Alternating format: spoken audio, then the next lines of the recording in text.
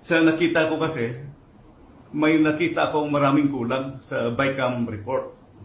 Yung Bicameral Conference Committee report, pinirmahan kahit may mga nakikita tayong blanco. So far, ito yung nakikita ko na pages na kulang.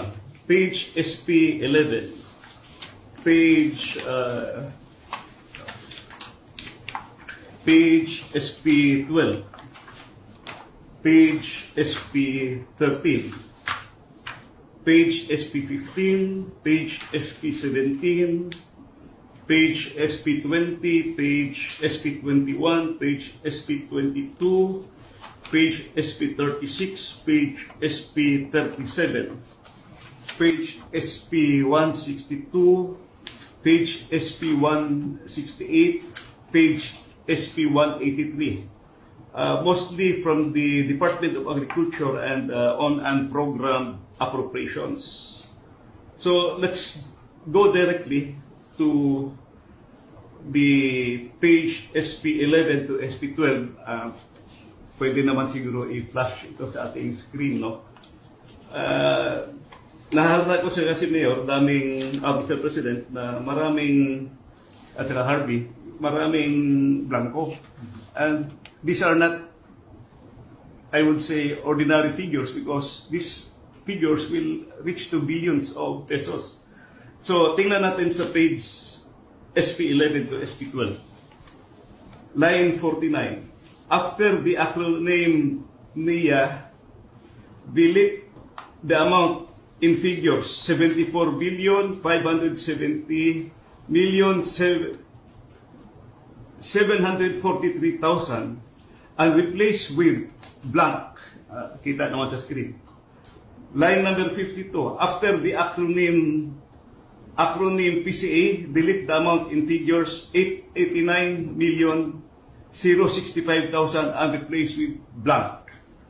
After the word total, delete the amount in figures 104 billion 820 million 715,000 and replace with blank. At saka sa number 7, you will see the amount. Dito sa Bicameral Conference Committee report ito. NIA is blank, PCA is blank, total is blank. So maraming pages ito na ganito.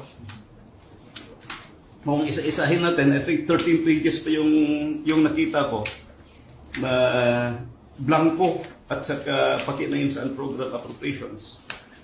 At saka may nakita din akong observation. Sa page SP11 of the BICAM report, it says that the Agricultural and Fisheries Modernization Program of 146 billion 335 million 937,000. Klaro yun sa BICAM report. However, pagdating sa GAA, General Appropriations Act, ang lumabas na figure is only 126 billion 728 million 221,000. Ang ibig sabihin, merong discrepancy. So, paano nagka-discrepancy? So, with all these findings, makikita natin na defective yung BICAM report. At bakit pinirmahan ng members? So, the House and the Senate ratified defective BICAM report. In other words, apektado yung ating GAA because BICAM report was defective. What was ratified by both houses are defective. Ang dami kulang na blanco. That can be shown in the BICAM report at pirmado. So, yun ang aking nakikita na findings.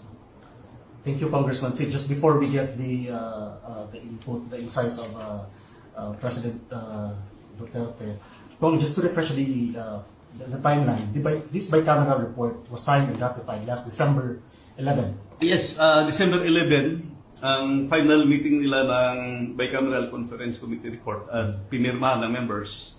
And on the same day, December 11, the 222 pages bicameral conference committee report was ratified by the Senate and the House.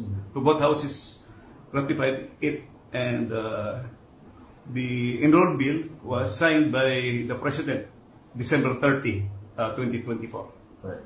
Correct me if I'm wrong, no, for, especially for those Filipinos na, to put this na maintindihan nila, simply sir, kumbaga, there's this document, this BICAM report, na pinirmahan na may mga blanco pa na items. Yes, makikita ito, nandito sa kwan eh. Ito yung copy ng, total copy ng bicameral conference committee report.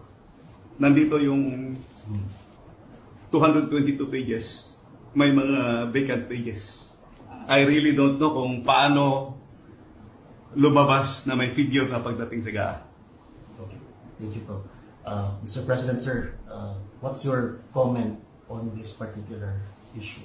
It's concerned. Well, it falls short sa exacting standard ng ating batas na lalo na money appropriations must appear the true and correct value kung anong gusto mong what would be the application for the money for public money. Pagka ganon, there's something terribly wrong. And as a matter of fact, I would say, kung may mga blanco yan lumusot, that is not a valid legislation.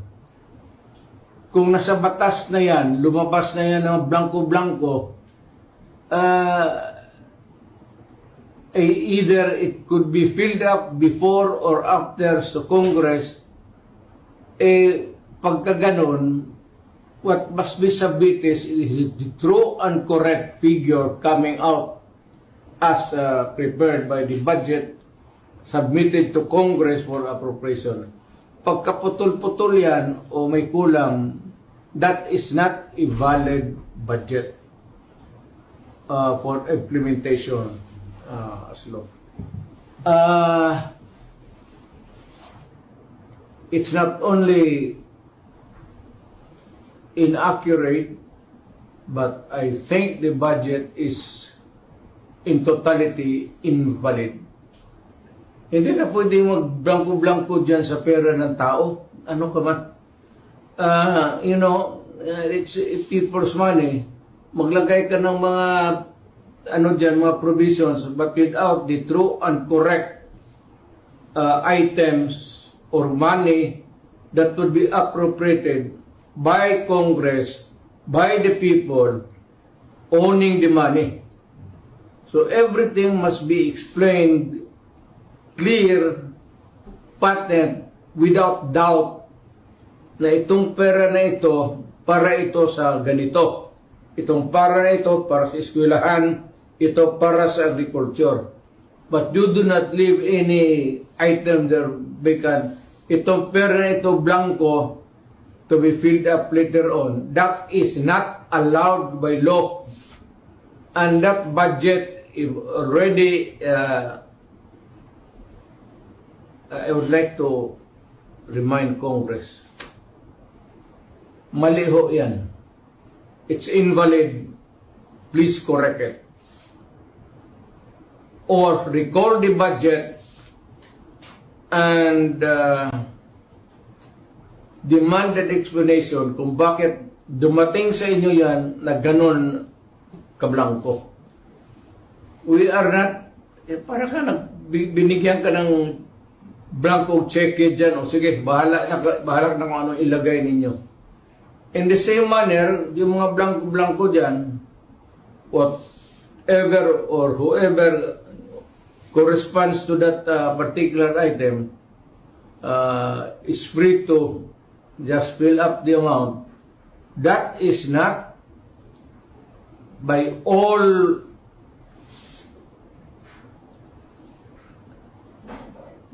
commandments of the law, that cannot be valid, invalid, unenforceable, and kung na-implement na, it must be corrected and the money returned if already spent or corrected.